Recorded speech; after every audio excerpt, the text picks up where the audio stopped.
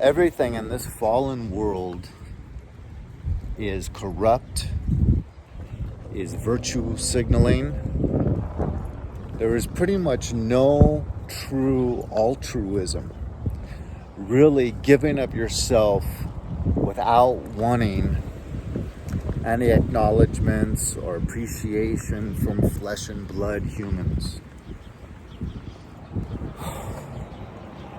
And once you just accept that, everything gets easier. Because I'm seeing how frustrated people are getting over this Diddy Combs trial. And they're so frustrated that, you know, Diddy Combs was arrested and he's supposed to have all these videotapes of celebrities and politicians, even royalty. And it's so clear as day that it was all about protecting these people. It was about doing that raid, because he's not even being attacked on the things he's being tried for. All they're showing in the courtroom is that he is he's a bad person, and he's not going to go to jail for being a bad person. They're not even addressing what he was arrested for. So it's as clear as day that this was to protect the elite, to get all this footage that he has on everyone, incriminating evidence, which allowed him to then coerce these people to do whatever he wanted, to go in, raid, get all these tapes and destroy them. It was all about protecting all of these very, very influential people. How about the Karmelo Anthony case? He's allowed to graduate. He was allowed out on bail. His bail was set at $1 million, then was dropped to $250. They're afraid of the BLM crowd and the mob that will riot, and they buckled.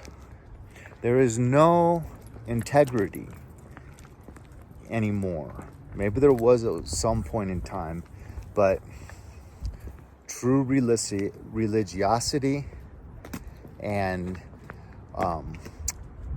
being able to stand up for righteousness and goodness and truth. So we have to read the signs, right?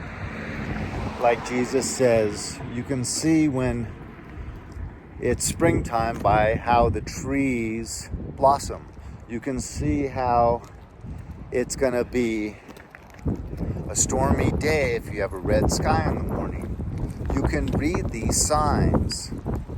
So if you have ears to hear and eyes to see, you can read these signs. You watch. Karmelo Anthony is going to get off for killing a man in broad daylight, for murder in broad daylight amongst a crowd. Just like Derek Chauvin was given a huge sentence for murder on George Floyd when he was under the influence of like fentanyl, one of the easiest drugs to overdose on.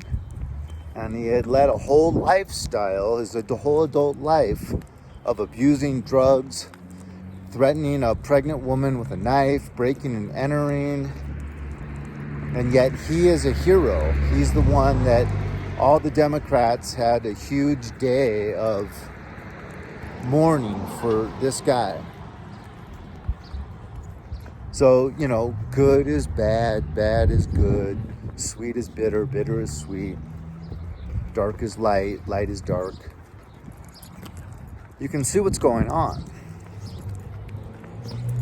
So it is really the best time to break free from all sin. And as someone that struggled against 3 generational curses for years, I know it's easier said than done. But like I said in a recent video, if you're really, really struggling over an area of habitual sin or willful sin, and you're begging for mercy and strength to fight this, and you're crying tears on bended knee, and you die and you haven't separated from that sin yet, the good Lord still sees that struggle and knows that eventually, with His help, you would be free of that area of sin. I'm glad to say that I'm free of all habitual sin, all willful sin, but that's not to say that sometime in the future I might mess up. But in that case, what am I going to do? I'm going to run straight to the foot of the cross and beg for forgiveness and pick my cross back up. The good Lord cannot be unforgiving of a contrite, repentative heart.